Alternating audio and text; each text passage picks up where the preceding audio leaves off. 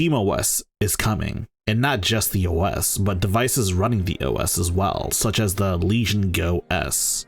And hype for a potential Steam Deck 2 has never been higher. But the big question is, how will this affect a specific part of the Steam Deck experience? That being Steam Deck verification. But if you like this video or any other video I've made, please like, subscribe, and share with all of your friends. And in the meantime, why don't you check out Off the Console? It's a brand new podcast created by me, Gardner Bryant, and Games Revealed, with guest stars occasionally. And while yes, it's on YouTube, it's also available wherever podcasts can be found, like Spotify or Apple Podcasts. Check it out. The Steam Deck verification system is a 3-tiered system indicating how well a game plays on the Steam Deck. The first tier is unsupported, meaning that in theory these games do not run on Steam Deck, or they don't run well on Steam Deck, or they're games with anti-cheat, or they're VR titles. Steam Deck playable, however, indicates that a game runs and is playable, but there may be some weird issues that may not necessarily be a deal breaker or a game breaker, such as having to pull up the virtual keyboard yourself to type stuff in, or being forced to use mouse and keyboard inputs instead of, a controller input. Stuff like that, really. And finally, the holy grail of ratings, the Steam Deck Verified rating. These games are supposed to run pretty well on Steam Deck and play quite well on Steam Deck.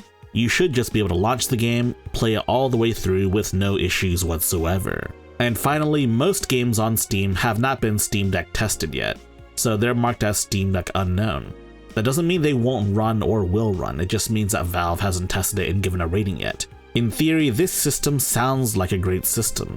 It tells consumers what games probably won't run all that well on Steam Deck or doesn't run well on Steam Deck, and it tells you which ones do, and the users should be able to make an informed decision based on if they want to play this game on Steam Deck or not. But of course, this is not always accurate, and some games are marked as Steam Deck Verified when they really shouldn't be. And as such, they have to change the ratings, period. Not to mention, some games that are Steam Deck Verified can become Steam Deck Unsupported, such as Apex Legends, which used to be playable on Steam Deck, but now you can't play on Steam Deck at all. But things are about to get a lot more complicated with the introduction of SteamOS for general purpose devices, and also SteamOS devices in particular, like the upcoming Legion Go S. Steam Deck verification takes into account that you're playing games on a Steam Deck. And the main reason I want to talk about this is because, as of the making of this video, if you were to install SteamOS on another device, it will still show Steam Deck verification ratings. Even if, yes, you're not on a Steam Deck technically. I should say, in theory, multiple different devices should have the same level of compatibility. It's just a matter of performance. Some games, like Starfield, are explicitly Steam Deck unsupported because it doesn't run well on a Steam Deck.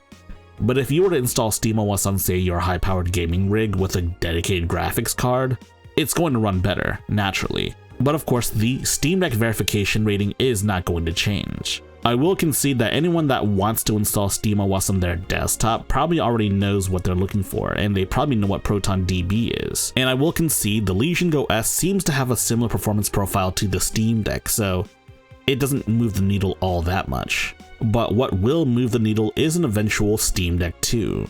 Now, I'm not saying the Steam Deck 2 should run Starfield a lot better, but I am expecting it to be the case, and if it runs at a playable frame rate at all, then the verification system does have to change. But then we have an impasse where we have a Steam Deck verification rating that's unsupported, and now we have to have a Steam Deck 2 verification system, meaning that Valve has to essentially run 2 different verification systems. Is that what's really going to happen?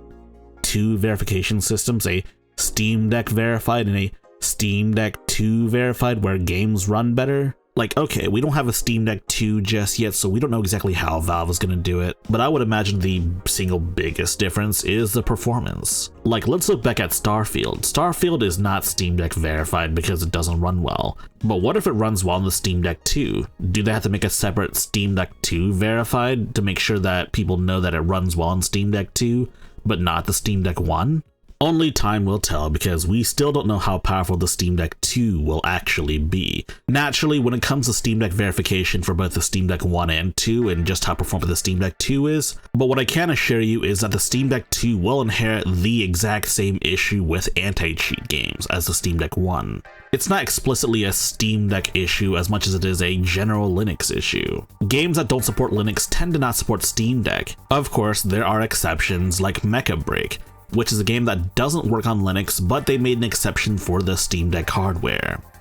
But yes, they would have to make an exception for the Steam Deck 2 as well.